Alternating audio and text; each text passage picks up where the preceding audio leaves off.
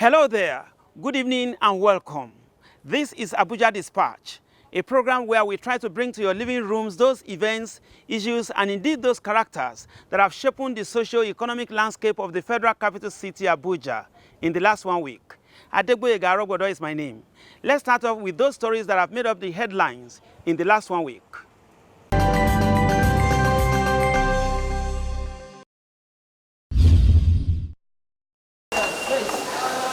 The creativity and resourcefulness of young Nigerians in the technology space across the country and beyond present great opportunities for national development. The Vice President stated this when he received a delegation of Chinese technology entrepreneurs led by co-founder of Alibaba Group, Jack Ma, at the Presidential Villa. Mr. Ma is in Nigeria on the invitation of Vice President Yemi Osinbajo as part of the federal government's efforts to promote technological innovation amongst young Nigerians as a means of job creation.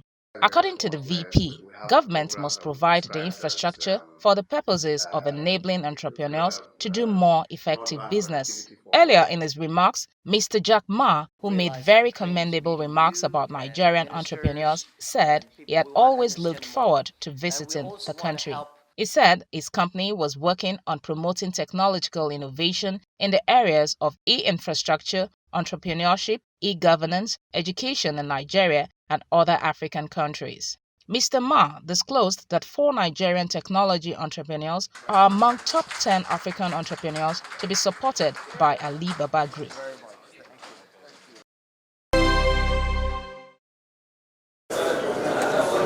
The Federal Executive Council has approved an additional increase for Nigeria at the International Bank of Reconstruction and Development, IBRD.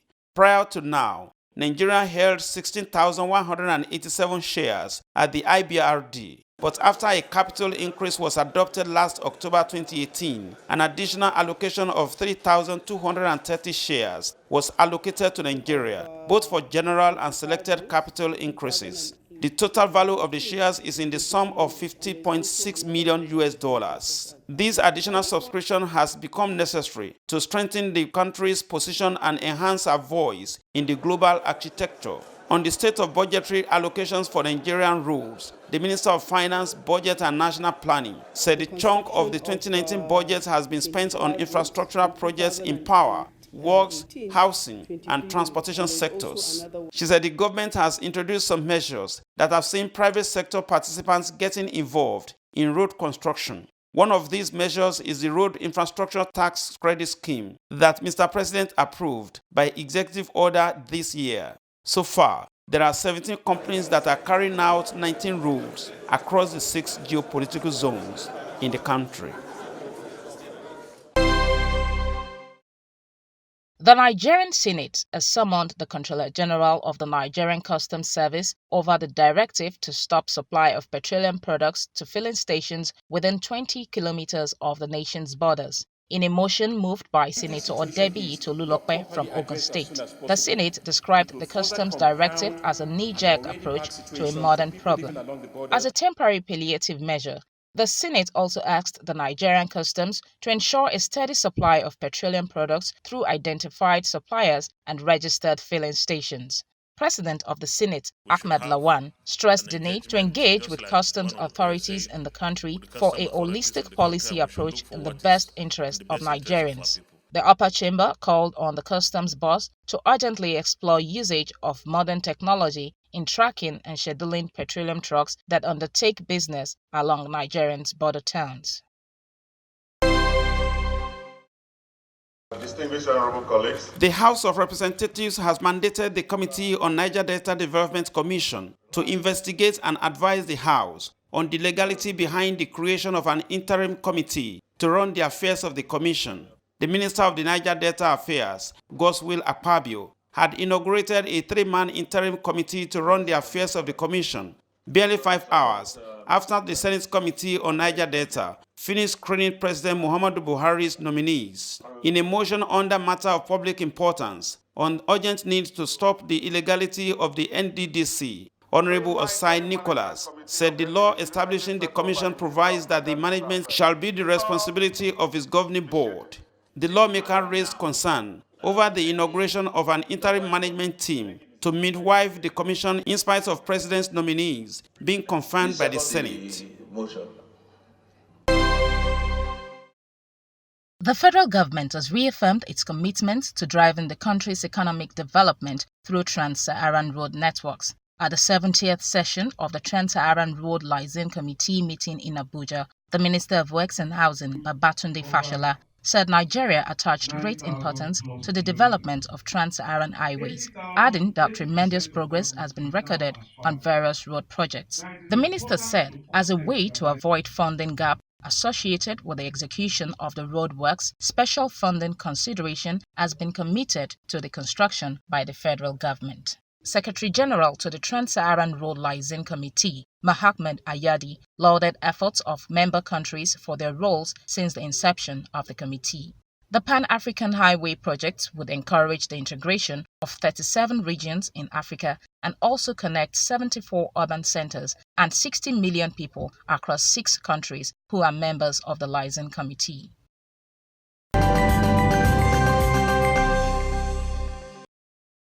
Thanks for staying with us. Do you know that 1 out of 5 out-of-school children across the world is a Nigerian child? Even UNICEF has it that 10 million out-of-school children are located in just 10 states across the country. This is the focus of our Dateline this week. Join us.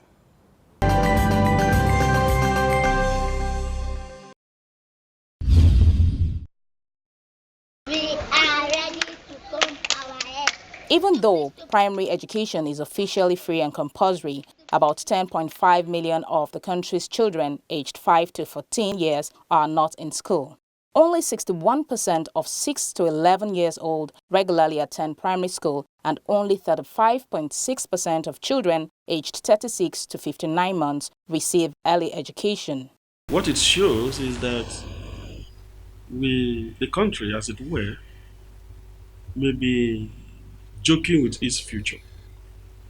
Because the future of any country rests on the children, because there are people to take over from the present crop of leaders. The universal basic education policy, or which is even an act, criminalizes parents for not taking their children to school. How many parents have been arrested and taken to court, actively prosecuted for not enrolling their children in schools? In the north of the country, the picture is even bleaker, with a net attendance rate of 53%.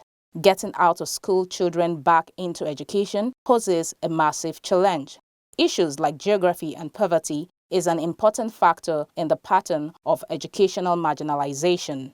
States in the Northeast and Northwest have female primary net attendance rate of 47.7% and 47.3% respectively, meaning that more than half of the girls are not in school. Some people's perception towards education is also an issue that has to be taken seriously by the government, and it has to be seriously enforced and mandated that parents must send their children to school. In some areas, people see having multiple kids as a means of sustaining their livelihood, and still believing that the more children they have, the more they are able to secure themselves. And so there's really more education that needs to go with that. So there's an enforcement part of it to ensure that more people are mandated that they have to send their children to school. The education deprivation across the country is driven by various factors, including economic barriers and social cultural norms and practices that discourage attendance in formal education, especially for girls. Ensuring education provision in predominantly rural areas and the impact of insurgency in the Northeast presents significant challenges. In northeastern and northwestern states, 29% and 35% of Muslim children respectively receive Quran education, which does not include basic skills such as literacy and numeracy. The government considers children attending such schools to be officially out of school. The education deprivation in northern Nigeria is driven by various factors, including economic barriers and social cultural norms and practices that discourage attendance in formal education, especially for girls. A situation where you have some states devoting 3% or 4% of their annual budget to on education. That's not acceptable. That's grossly unfair. UNICEF is playing its role. UNICEF is also providing some technical assistance and infrastructure assistance, I'm sure, in various parts of the world, of course, in our country too. So, but then you can't have UNICEF to do it for us. UNICEF and other international agencies have evolved education program to support the government in achieving Sustainable Development Goals number 4 by 2030 through improving planning and by addressing some of the systematic barriers that hinders the implementation of an effective education strategy. These programs advocates for education to be prioritized and targets children who are least likely to receive an education. The expected outcome of programs is that all children access and complete quality education within a safe learning environment, gaining the skills and knowledge for lifelong learning. These intervention drives will be achieved by creating an enabling environment for education, improving the quality of education, increasing demand for education, and humanitarian assistance. More than 10 million children in Nigeria are not able to access this right. The weight Nigeria carries in the world, if Nigeria cannot address the issue of out-of-school children, the world cannot address the issue of out-of-school children. That's the importance of Nigeria. Now, this then requires that there is a need for all of us to come together, look at the issues holistically, and try to find concrete solutions of addressing the challenge or the problem of out-of-school children, especially in the northern part of the country. The issue is to put together a formidable group to discuss this phenomenon and find a way through which we can work together to provide as much as possible a solution. Other suggestions include that the education system at federal and state levels are strengthening capacities to deliver quality basic education. More teachers must have core knowledge and competencies to use proven teaching methodologies to deliver appropriate quality education. Parents and communities need to have improved knowledge and commitment to contribute to enrolling children at the right age in safe and protective school environments. And finally, children in humanitarian situations must have timely and sustained access to quality education services. In no time, the out-of-school children time bomb will be deactivated for a greater tomorrow for generations yet unborn.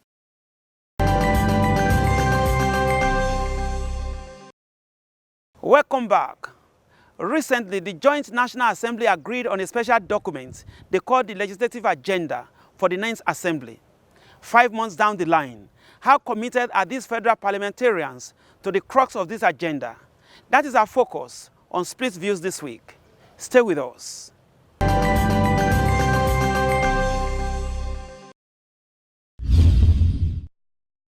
Welcome to Split Views segments of our program Abuja Dispatch. And on this segment this week, we're having a member of the House of Representatives representing Badagry Federal Constituency, Honorable Babatunde Humpe. You are welcome to the program, sir. Thank you very much. God bless you. Thank you. Now, we want to look at the House of Representatives agenda. Recently, they set up an agenda for the 9th Assembly. What do you think, what are the high points, what are the highlights of this agenda? Well, I will not take you so much far. I will just let you know that at the inception of this 9th Assembly, our vision, our target is nation building. And we target and said it is joint tax. And that is what we are working around. Irrespective of our parties, irrespective of where we come from, we believe we are all one. And we have to support the executive and the other arms of government to succeed. More so that the ruling party, which I belong to, APC, we are taking Nigeria to the next level. Next level in terms of poverty alleviation, economic development, infrastructural development, and so on and so forth. Everything that can make Nigeria and Nigerians to reap the fruit of democracy. That is what we are after. Now, Honorable, we're having a mixture of political support in the House of Reps. Yeah. Now, how do you think this Ninth Assembly can really utilize the this mixture to help the executive? You just mentioned the next level. The next level, people are looking at the federal government to really get to that point where we can really say, yes, it's the next level. But we're having a mixture of representatives in the House of Reps. How can they really, make this happen? Thank you very much. As I said earlier on, our own target in the Ninth Assembly, especially the House of Representatives, under our leadership, a vibrant and energetic leader, Right Honorable Femi Gbajabiamila, our target is to take Nigeria to the next level. And this we are doing with the target or our vision, which I said it is the nation building. And it is joint tax. So from there, you can link it to your question that we have different parties in the House. Is that not? Yeah. We have different parties in the House. How are we going to do it? Yes. Since we've all agreed that it is going to be a joint tax, irrespective of the party, we are going to work together. And we've all agreed to that. And that is the reason why you can see it yourself, that when they are disputing offices, I mean chairman and deputy of committees, it is not all for the APC, it is across board. All the parties that are represented in the House, they all have their own assignment. So we are doing all these things together. It is not one man show. It is not one man show. It is not the show of only APC. We are doing it across board so that our vision, our target can be achieved. All right. That is where we are. Now, a House of Representatives member like you are is a national officer. Exactly. Now, but either we like it or not, you are from the Badagry Federal Constituency. Exactly. And your constituency are expecting a lot of, from the contractual agreement you agreed during the electionary Exactly. Now, what exactly are the targets of your agenda for the constituents back home? Thank you very much. As I said earlier on, if I take my constituency, for example, link it with other constituencies across board, our target is to take our people out of poverty, empower the youth, turn everything around that has gone dead for years. What are your strategies? Thank you very much. The strategy is work hand in hand with the executive, because the responsibility or the assignment of legislator is not to go and build bridge, is not to go and build road. We have to make law, but we can do oversight function by following up with what executives are doing. But if we don't work hand in hand, how can we achieve that? So whatever I'm going to gain for my people down home, I must have good relationship with the executive to achieve that. So to crown it up, my target for my people at home is to ensure that the infrastructural development of my area is achieved. Taking my people out of poverty is also key. Everything that has eluded us in the past, we gain it back. Those are my targets. Now, Badagry is unique for the tourism potentials. Yes. And Lagos State government is so bent. I mean, the present administration in Lagos State, is so bent on tapping into the tourism sector. Yes. Now, what do you think should be your focus? Some of your motions and bills on the floor, don't you think should be channeled towards that angle in order to really key into the Lagos agenda as Exactly. well? There is nothing you want to achieve without working with the executive. That's true. If we know the area where we can maybe amend law, make laws to suit that purpose, we will definitely do it. From my own end, at least I have one or two motions that is in pipeline in respect of diaspora and tourism. So I'm working on that. But thank God, the chairman of the Diaspora Commission, she's also from Lagos. We've met. She's very active woman. Recently, we celebrated the Diaspora Festival in Badagry. She played a very prominent role in that celebration, and I've applauded her during her visit to the house. So I know our working together will bring good thing for Badagry. The same thing the Minister for Information and Culture. He's my boss, and we have also discussing about tourism development in Badagry. So with all this, I am 100% sure that we are going to work hand in hand with the state government to achieve very good thing in that area. Luckily for me too, my brother back home is the special advisor to the governor of Lagos State on the art and culture. Even the permanent secretary of State Ministry of Tourism is from my end. So all these put together, but I think we surely gain something in terms of tourism and diaspora. Yes. All right, sir. Now, finally, we are still in Lagos. I mean, recently I was opportunity to witness partly the kind of interface the governor had with the House of Representatives from Lagos. Yes. I mean, the House members. Yes. Now, the Lagos agenda, don't you think that it should really be pushed forward, because many have been talking about special status for Lagos and other things. Now, the next assembly, what should really be the key things to push in order to really favor Lagosians at home? I want to assure you that with the support of all members of the 9th Assembly, Lagos will this time around get its proper position in Nigerian setting.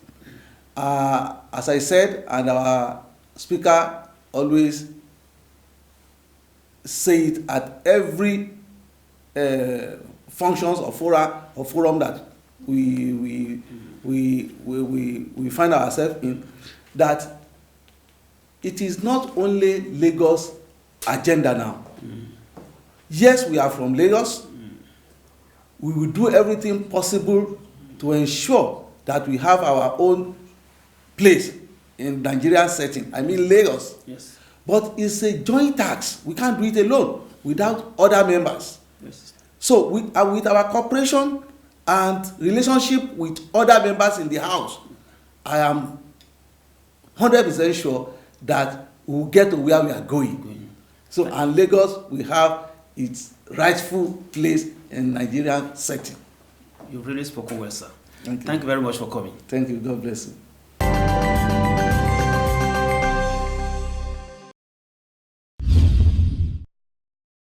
On issue of hate crime and the bill before National Assembly, like you quite rightly said, it's a bill, so it's not yet law. So the proposer or the sponsor of the bill might have put the death penalty there. Does not necessarily, I think we're jumping the gun a bit because they haven't even, like you said, they're just proposing the bill. It's not yet an act. Be that as it may, already the Cybercrime Act, there is a law in Nigeria already, the Cybercrime Act, that has hate speech aspect in it.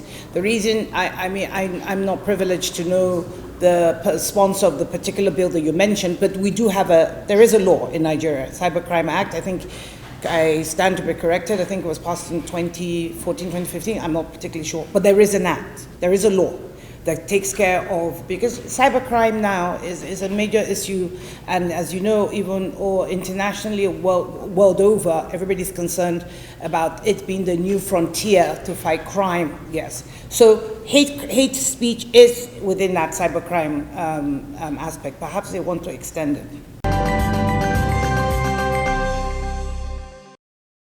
We hope you enjoyed our package this week on Abuja Dispatch. For suggestions and comments, you can reach us out on our various social media platforms.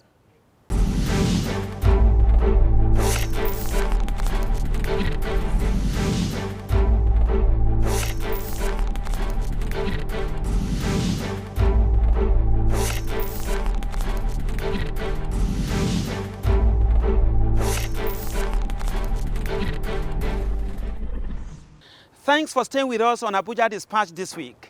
A week from now, we bring you another refreshing package. Same time, same station. Adegboyega Arogbodo is my name. Good night.